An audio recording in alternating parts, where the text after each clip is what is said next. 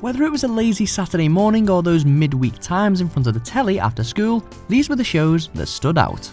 Welcome to Watch Mojo UK, and today we're counting down our picks for the top 10 kids TV game shows we all wanted to be on. Hello and welcome to another Game Out! Before we begin, we publish new content every day, so be sure to subscribe to our channel and ring the bell to get notified about our latest videos. For this list, we're considering 80s, 90s and early 2000s children's TV standalone game shows. Oh dear, just look at all those pies, Barry. Yeah, and look at the chuckle launcher. Oh dear, oh dear. Oh. We're discounting smaller segments from larger shows, which unfortunately means no Wonky Donkey, as well as children's specials of otherwise adult game shows, so no Crystal Maze. Number 10, Run the Risk. Welcome to the show, Rowley. Tell us quickly about you and your team. Hi, this is John from Colchester and he likes rugby. Let's start as we mean to go on, with a gunge-filled classic hosted by Peter Simon. Combining stunts and questions, the contestants on this show were very much tested physically and mentally, gathering points as they went along. With games that were seriously fun to watch, including kicking wellies filled with goop over a bar towards a teammate and pelting penguins with snowballs as they carry fish along a fake ice floe, Run the Risk was packed with silliness, wackiness and enough brightly coloured shirts to fill a vintage shop. Oh yeah, and there was a young Shane Ritchie. What more could you possibly need? It's time for... What's in the bag? What's in the bag? Number 9, BAMZOOKi. Evil dark creature up first. Oh, interesting. One for a more modern generation of kids, this game show showed off its CGI front and centre, championing technological advancement during the early noughties. The idea was simple-ish. Two teams were given a chance to design their own creatures, called Zooks, which were then put to battle against each other. This program was very much like a Robot Wars for children, but instead of physical battles and challenges, it was all played out on a table that used impressive augmented reality. It also had some very dramatic commentary. He's nearly there! He's nearly there, but he's on his back! Number 8, Raven. Never heed my warning. If you continue to follow me, you and your foul fiends will perish. Many a late 90s, early noughties youngster wouldn't have dreamt about going up against the evil sorcerer Navarre and his demons. For this fun fantasy quest, the mysterious and powerful Raven calls together a group of 6 young warriors to face a series of challenges, whittling them down until only the 2 most successful fighters are left standing. The first of you to leave this quest behind is sitting right here. Raven really did have it all, from nail-biting tension to immersive roleplay. Originally set in the grounds of Castle Toward near Westernoon in Scotland, the show even won 2 Best Children's Programme BAFTAs in 2003 and 2006. Barrett, your time on this quest has now come to an end. Number 7, Incredible Games. This is Incredible Games, and I am the Lift. On reflection, a kids' game show hosted by a computerised David Walliams head could quite easily have been seen as the stuff of nightmares, but it was actually a fantastic bit of entertainment. Incredible Games was only on the air for 1 year, but it will forever be remembered by the fans it managed to quickly pick up. Containing some very Crystal Maze-like challenges, the games always looked like seriously good fun to play, especially the one involving that giant bowl of soup. The overall aim of the show was for the teams to work their way up to the penthouse to receive the final prize, but this was about the journey as much as the destination. 440. That's right, and it's definitely more than 400, so you've gone through! And have we got a prize for you? Number 6, Knightmare. Ah, good, you're here.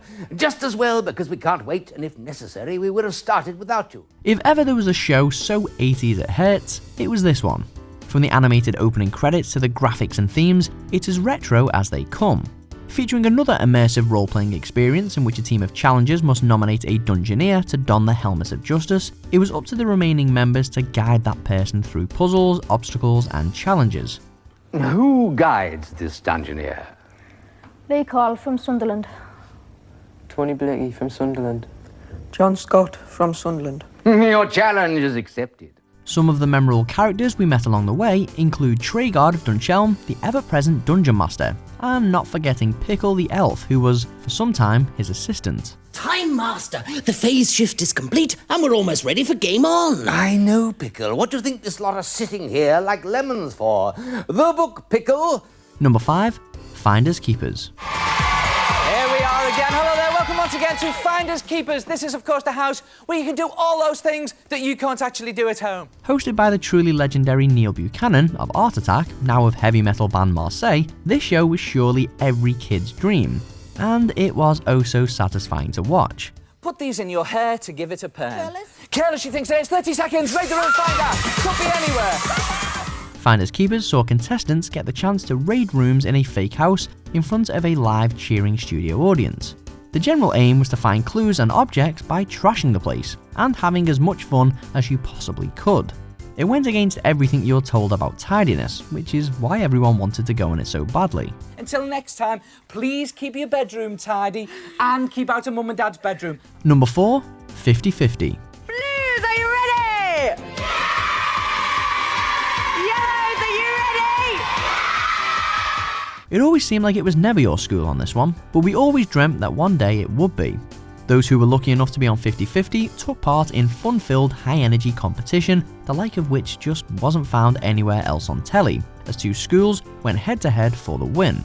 It was a show that combined general knowledge with physical challenges, as the fabled randomizer would select kids to either answer questions or enter one of the games, which almost always involved large inflatables of some kind. Are they going to get this extra 30 and 50 points? No, the collection has gone!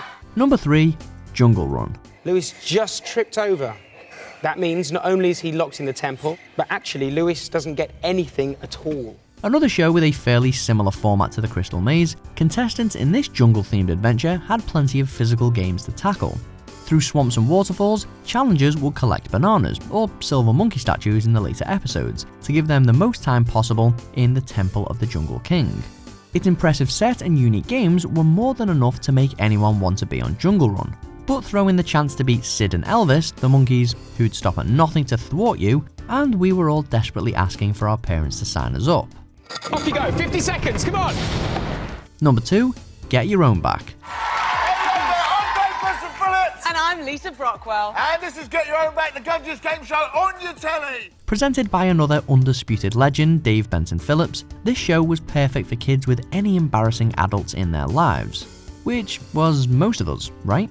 In order to avoid an ultimate gunging, the adult's role would be to make each challenge as difficult as possible for the kids, before the always exciting final round. Time now for us to go towards the Gunk Dunk. Come with me. Here we go.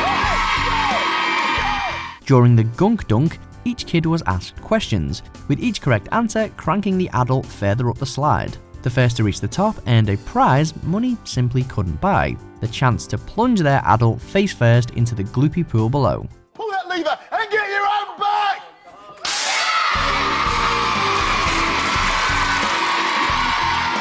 Number 1, Funhouse. Make a guess. Penguin. Thank you, Reds. The clue really isn't the name for our winner. Everything about this show was fun, from the iconic theme tune to Pat Sharp's questionable haircuts, and the relentless antics of his co-presenters Melanie and Martina. Every single one of the games looked like a blast, with all of your major components covered: gunge, go-karts, garish costumes, and glorious prizes. But the final round was the pinnacle. Entering the actual funhouse, contestants would tackle a wacky obstacle course, collecting tags along the way, which won them the coolest gear that a 90s kid could ever hope for. Cue the music. See you soon.